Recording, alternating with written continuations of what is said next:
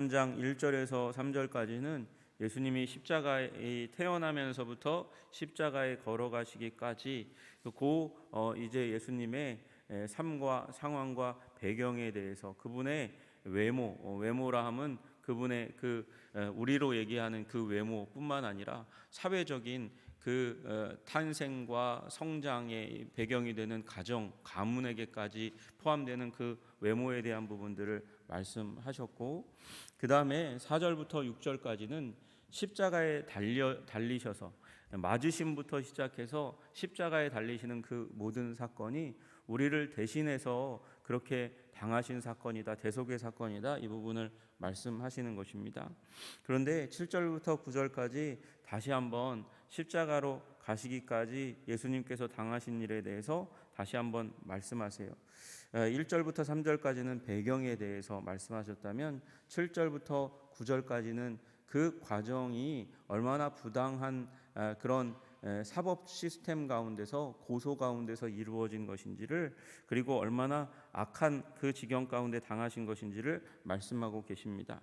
여러분 7절에 보니까 그가 곤욕을 당하여 괴로웠다, 마치 도수장으로 끌려가는 어린 양과 털 깎는 자 앞에서 잠잠한 양과 같았다, 그렇게 말씀하십니다. 여기 맨 처음에 곤욕을 당하여 괴롭다 이렇게 말할 때에 예수님의 수치를 불러일으키는 자아내는 그런 억제력에 대해서, 그들의 악함에 대해서 이야기하고 있습니다. 곤욕이라는 말, 나기스라는 말은 이 예수님을 강제로 억제해서 그래서 부당하게 대우했다고 말씀하십니다. 여러분, 누군가가 내가 부자연스럽게 강제력을 발동해서 힘을 쏟아 부어 가지고 나를 꼼짝 못하게 하면 이 굉장히 심리적인 그런 어려움 가운데 들어갈 수밖에 없습니다. 괴로움이라고 얘기하는 안화는 여러분 그냥 이 강제력을 발동해서 억제하는 것으로 끝나지 않고 거기다가 굉장히 폭력적인 괴롭힘을 그 가운데 이 예수님에게 쏟아부었다라는 것을 의미하는 것입니다. 여러분, 예수님께서 그냥 재판받고 그리고 사형 언도받고 십자가로 끌려가서 죽으신 것이 아니고 그 로마의 병사들과 그리고 유대인들이 굉장히 참을 수 없는 모욕을, 괴로움을 예수님에게 계속해서 가했다, 처음부터 끝까지 가했다는 것을 의미하는 것입니다. 여러분, 유대 대제사장과 서기관들이, 종교 지도자들이 예수님을 고소할 때 죄목은 신성모독이었어요. 자기가 하나님의 아들이라고 얘기하는 것을 참을 수가 없어서 신성모독이라고, 그리고 성전을 모욕하였다고, 3일 만에 짓겠다고 얘기하는 그 얘기를 했기 때문에 성전을 모독했다고 그렇게 불러왔습니다. 빌라도에게 그래서 넘겨서 빌라도 앞에 심판을 받게 했는데, 여러분, 빌라도는 예수님을 신문하고 나서 죄가 없는 것 같은데 그렇게 이야기했어요. 여러분, 빌라도의 입장에서는 이건 유대 종교에 속한 것이고요, 그리고 로마 정부는 웬만하면 그 민족의 종교를 인정해주고 허용해줍니다. 왜 그러냐면 로마 제국은 너무 넓으니까요, 너무 다양하니까요. 그러니까 그곳에 있는 종교의 어떤 특수한 부분들은 로마인들이 충분히 다 이해할 수 없는 것이기 때문에 넘어가는 일이 있었어요. 그런데 거기에서 갑자기 죄목이 바뀝니다. 고소했던 죄목이 바뀌는 건 여러분 부당한 재판을 의미하는 것이에요.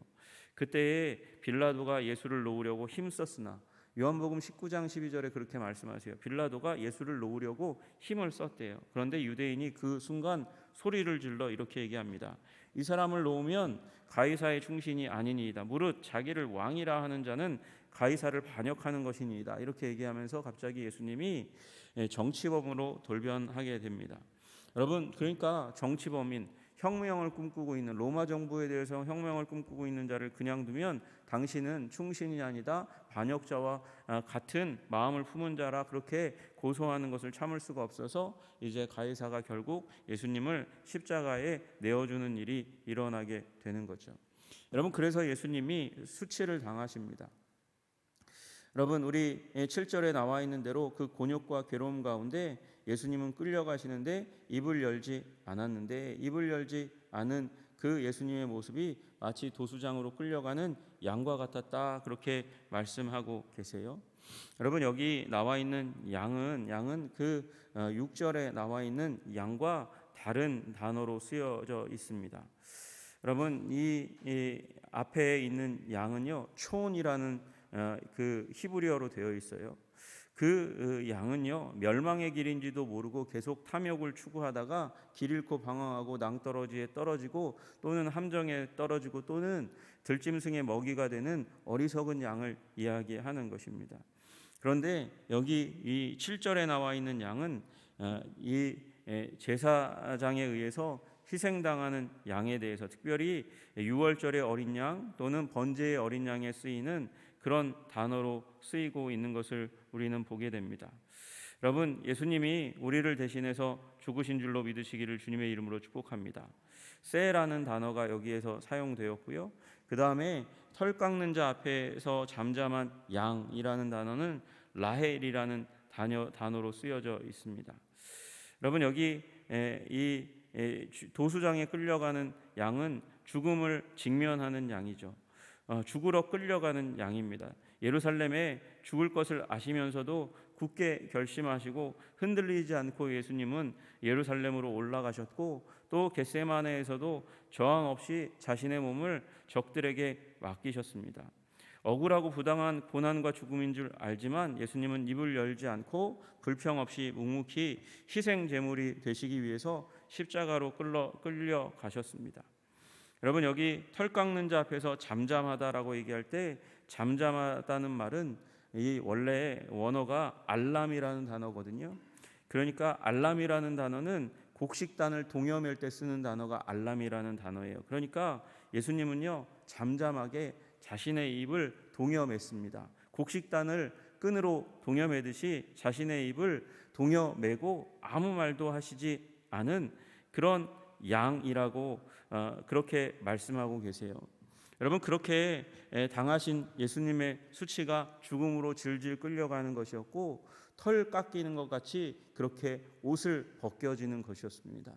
여러분, 누군가가 나의 옷을 사람들 많은 데서 벗겨내는 그런 수치 가운데 있다면 얼마나 부끄럽고 기분이 나쁘겠습니까? 예수님이 그 수치까지도 경험하셨어요. 옷이 벗기워지고 그리고 죽음을 향해서 질질 끌려가실 때 예수님은 잠잠하셨습니다. 자신의 입을 봉하셨습니다. 한마디 불평도 변명도 없이 부당한 재판이라고 그렇게 소리 지르시지 않고 희생제물이 되는 그 길을 향해서 가셨습니다. 여러분, 마태복음 27장에 보시면 총독이 네가 유대인의 왕이냐? 그렇게 물어봤을 때 예수님이 내 말이 옳도다 그렇게 이야기하고, 대제사장과 장로들이 고발을 굉장히 심하게 예수님을 향해서 고소했는데 아무 대답도 하지 않으셨다 그래요. 빌라도가 그걸 보고 답답했어요. 놓아주려고 하는 사람의 마음은 알지 못한 채 그냥 가만히 있는 거예요. 그들이 너를 쳐서 얼마나 많은 것으로 증언하는지 듣지 못하느냐? 그러면서 예수님의 입에서 변호의 말이 나오기를 간절히 원했지만 예수님은 한마디도 대답하지 아니하셨다고 그렇게 말씀하십니다. 그래서 총독이 놀라워했대요. 크게 놀라워했대요. 여러분, 그 자리에 있는 총독이 놀라워했다면 예수님이 침묵하시는 건 대단한 인내와 계획된 행동이라는 사실을 우리는 깨달아 알 수 있어야 될 줄로 믿습니다. 여러분, 이 이사야의 말씀대로 예수님은 침묵하셨습니다. 입을 봉하셨습니다. 그리고 십자가로 걸어가시기로 결단하셨습니다. 여러분, 그 아브라함의 아들이 요셉이 얼마나 답답했을까요? 나무찜을 지고 올라가는데 번제를 드린다고 얘기하는데 번제의 희생으로 드릴 양은 없는 거예요. 그 아들이 그래서 아버지께 물었습니다. 번제에 드릴 양은 어디 있습니까? 주님께서 준비하실 거야. 그 말 한마디 딱 듣고 요셉은 올라갑니다. 이삭은 올라갑니다. 죄송해요. 이삭은 올라갑니다. 이삭은 올라가면서 답답한데 아버지는 준비한다 그 말 한마디 하고 그냥 쭉 가요. 그리고 그 아버지가 갑자기 동여맵니다. 그런데 이삭이 아무 말도 안 합니다. 아버지가 그 아들을 묶어놓고 그 다음에 나무찜 위에 번제로 드릴 그 나무 위에 올려놨습니다. 아무 말도 하지 않습니다. 그 아들을 향해서 아버지가 칼을 들고 찍어내리려고 하는데 아무 말도 하지 않습니다. 저항도 하지 않습니다. 마치 이삭과 같이 예수님이 그렇게 죽으러 가는 길인 줄로 뻔히 알면서도 그렇게 올라갔다고 말씀하시는 거예요. 여러분, 우리 예수님이 참으시고 인내하시고 말하지 않으심은 여러분과 저의 영혼 때문임을 믿으시기를 주님의 이름으로 축복합니다. 여러분, 그리고 8절에 그가 곤욕과 신문을 당하였다 그렇게 말씀하십니다. 여러분, 이 곤욕이라는 말은 완전한 억압을 다시 한번 말하는 거예요. 다른 단어로 쓰여졌거든요. 7절의 단어와 다르게 오체르라는 단어는 에워싸서 억제했다는 것을 의미하는 것입니다. 신문은 미슈파트라는 단어, 그 공평과 정의 얘기할 때 정의인데 또 다른 의미로 심판이 일어났다는 것입니다. 그러니까 이건 묶여져서 체포되어 가지고 에워싸서 억제당하는 거, 체포당하는 거예요. 체포당하셔서 미슈파트, 심판을 당하셨다 그렇게 말씀하시는 거예요. 결박되고 재판정에 가서 심판을 당하시는 일이 일어나게 되었는데 그 가운데서 어떤 사람도 그가 그의 죄 때문에 죽는 거지 우리의 죄 때문에 죽는 거야 라고 생각하는 사람들이 없었다고 이야기하는 거예요. 그 세대 중에 누가 생각하기를 마땅히 형벌받을 내 백성의 허물 때문이라 하였으리요. 그렇게 대속의 사건, 예수님이 자기가 죄가 없는데도 불구하고 죄인임을 그렇게 순순히 인정하고 저항하지 않고 십자가로 걸어가신 분이라고 누가 생각했겠냐 그렇게 이야기하는 것이죠. 여러분, 여기 나와 있는 예수님이 당하신 그 형벌의 영적인 의미에 대해서 말씀하십니다. 그가 살아있는 자들의 땅에서 끊어짐은 살아있는 자들의 땅, 여러분, 살아있는 자들의 땅은 이 현세에 죽은 자들이 거주하는 이 수월과 비교할 수 없이 복된 곳이 바로 이 땅이라고, 살아있는 자들의 땅이라고 여겨졌습니다. 죽은 자들이 가는 땅, 수월이 아니라 살아있는 자들의 땅이, 살아있는 자들의 땅은 복된 것이라고 그렇게 여겨졌어요. 그러니까 이거는요, 죽은 사람이 가는 곳을 의미하는 것이 아니라 생명 있는 모든 사람, 하나님이 선택받은 자들이 거하는 곳이 살아있는 자들의 땅이에요. 이 땅만을, 현세만을 의미하는 게 아니란 말이죠. 죽어도 하나님께 끊어지지 않는 사람들이 가게 되는 그곳이, 거하게 되는 그곳이 생명의 영역이 바로 살아있는 자들의 땅인데, 예수님은 형벌받아서 끊어져서 그 살아있는 자들의 땅, 하나님의 부부와 사랑이 있는 곳에서 완전히 끝장난다, 그렇게 사람들이 여겼다는 것입니다. 여러분, 그런데 그 일은 마땅히 형벌받을 내 백성의 허물 때문에 하나님을 향한 반역적인 죄악으로 말미암아서 허물 때문에 형벌, 재앙받은 것이라 그렇게 생각하는 사람이 없었는데 실제로 그랬다는 것입니다. 예수님께서 우리의 형벌을 대신해서 죽으신 줄로 믿으시기를 주님의 이름으로 축복합니다.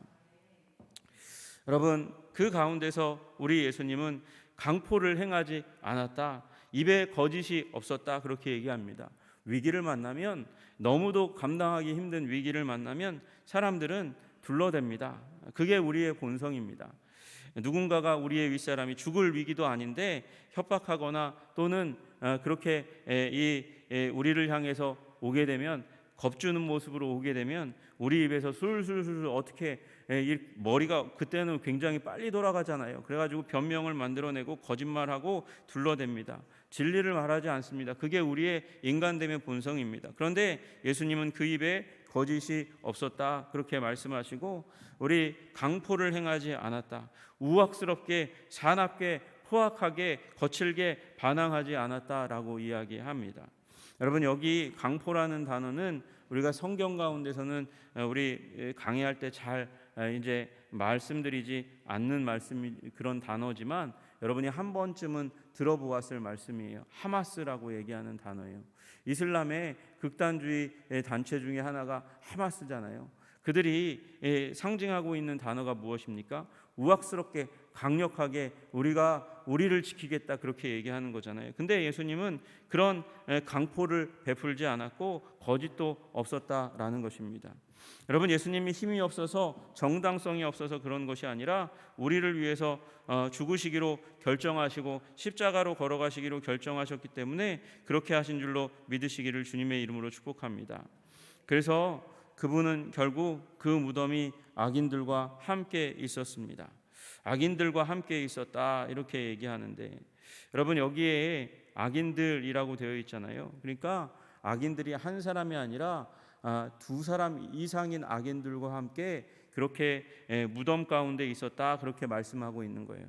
여러분, 이 말 들으면 예수님 악인들과 함께 무덤에 있지 않았는데 틀렸네, 이렇게 얘기하실 수 있어요. 그러나 여러분, 예수님은 잠시나마 강도들과 함께 그 죽은 이후에 같이 있었습니다. 그것을 무덤에 있었다라고 표현할 수 있는 것이죠. 여러분, 예수님이 죽으셨어요. 죽으실 때 그 병사가 창으로 옆구리를 찔러서 피와 물이 함께 나오는 것을 보았습니다. 이게 오후 한 3시쯤이에요. 예수님이 저물기 전에 돌아가셨습니다. 그리고 안식일을 전날이기 때문에 저물기 전에 내려달라고 이미 유대인들이 그 예수님 죽으신 후에 요청을 했습니다. 십자가에 두지 말고 내려달라. 그래서 그 로마 병사가 가가지고 강도들의 다리를 꺾습니다. 그래서 빨리 죽게 만드는 거예요. 그래서 강도들은 그렇게 꺾어서 죽이도록 했는데 예수님은 그 당시에 이미 죽었다는 것을 그들이 알았고 그걸 확인하기 위해서 창으로 찌른 거예요. 그리고 내렸습니다. 내려놔서 아마 일시적으로나마 같이 강도들과 있었을 거예요.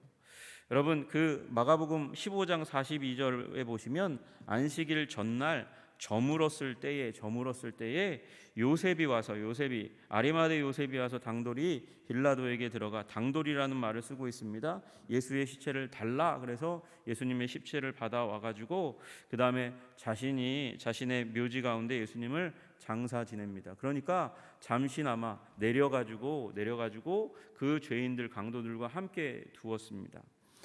그래서 일시적으로나마 강도들과 함께 무덤 가운데 계셨고요. 사실은 이건 문법적인 관용구입니다.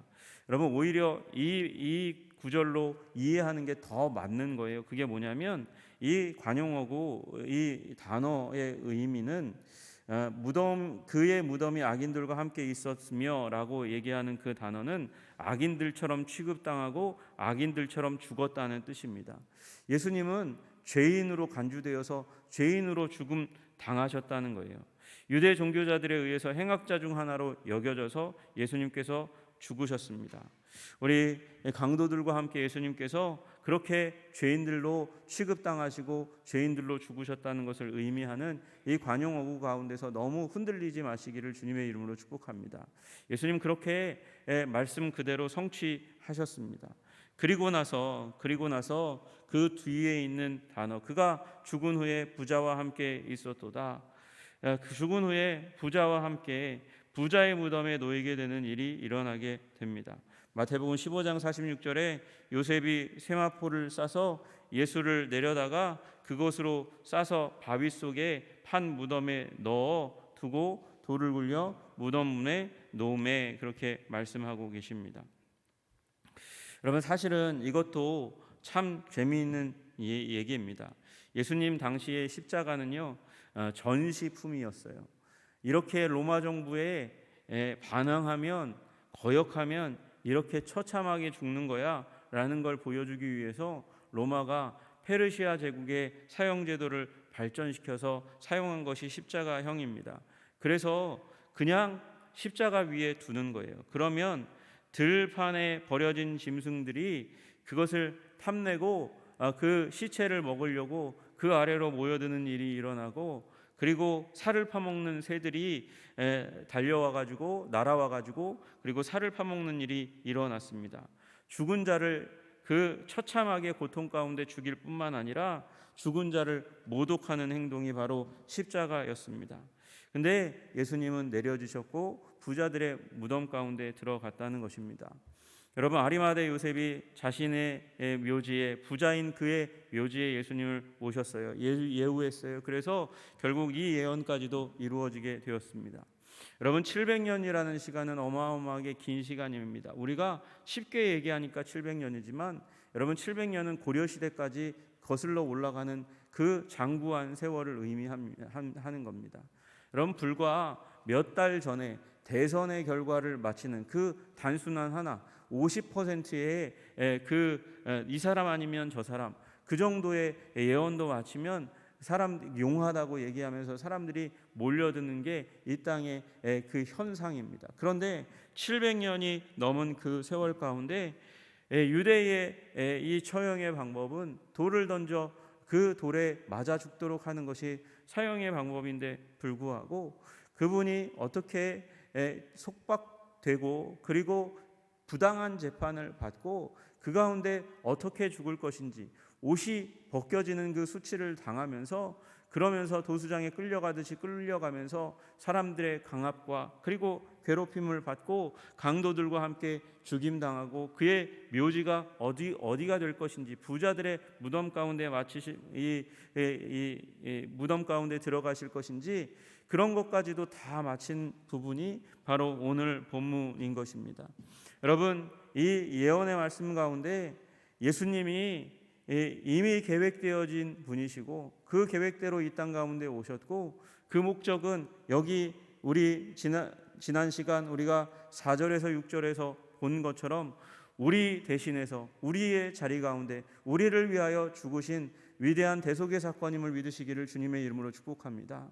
여러분, 거기에는 나 때문에 죽었다 그 말 한마디로 끝나는 것이 아니고 나 때문에 내 죄 때문에 죽으셨을 뿐만 아니라 그분의 부요를 우리 것 되도록 하시기 위해서 죽으신 줄로 믿으시기를 주님의 이름으로 축복합니다. 그래서 예수님 안에서 우리는 지혜를 누리는 거예요. 여러분, 지혜로운 분 되시기를 주님의 이름으로 축복합니다. 여러분이 예수 믿기 이전과 이후가 달라지지 않았어, 나는 지혜롭지 않게 되었어 라고 얘기하면 여러분은 정말 예수님을 믿지 않는 사람일지 몰라요. 여러분, 우리는 반드시 예수 믿으면 성령 받게 되는 줄로 믿습니다. 성령은 지혜의 영입니다. 지혜의 영으로 오늘도 지혜롭게 살아가시기를 주님의 이름으로 축복합니다. 여러분, 예수님 안에 있는 생명이 여러분 가운데 흘러와 여러분 죄와 고통을 이기는 하나님의 은총 가운데 살아가시기를 주님의 이름으로 축복합니다. 단 한순간에 이루어지는 것이 아니에요.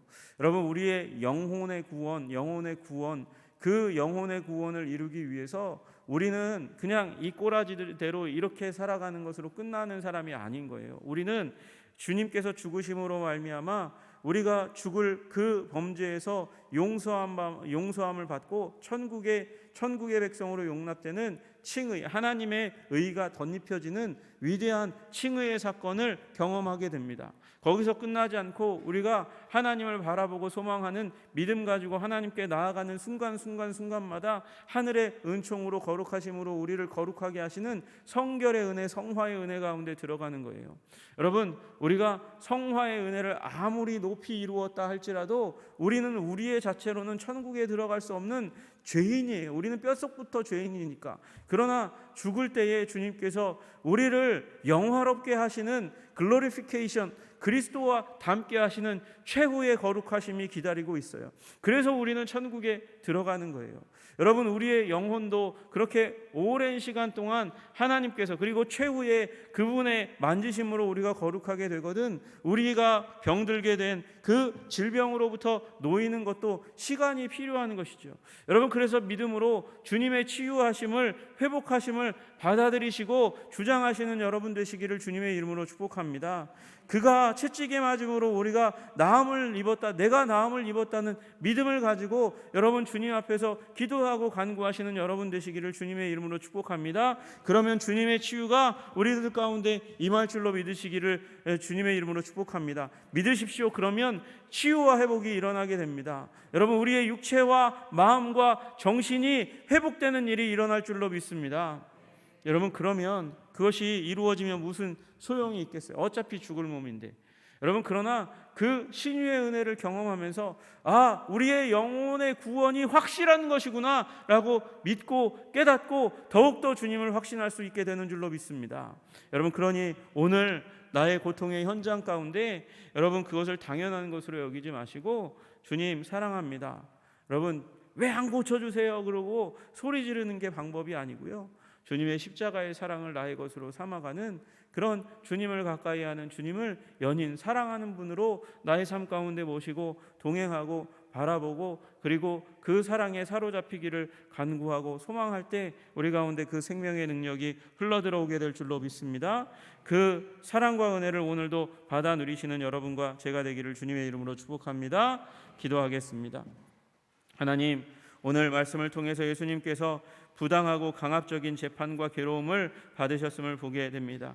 예수님이 그렇게 옷을 벗기움 당하듯이 도수장의 그 털을 깎이시는 그 양과 같이, 도수장의 양과 같이 그렇게 벗기움 당하고 그리고 죽임 당하실 것을 미리 말씀하셨습니다. 그럼에도 불구하고 묵묵히 그것을 나를 위해서, 우리를 위해서 당하신 예수님 바라보면서 감사와 찬양을 올려드리게 하여 주시옵소서. 그리고 오늘도 예수님과 더불어 하나님 생명의 능력의 근원이신 하나님의 임재 가운데 아버지 더욱더 가까이 나아갈 수 있도록 주님 도와주시옵소서. 성령 충만의 삶을 살게 하여 주시옵소서.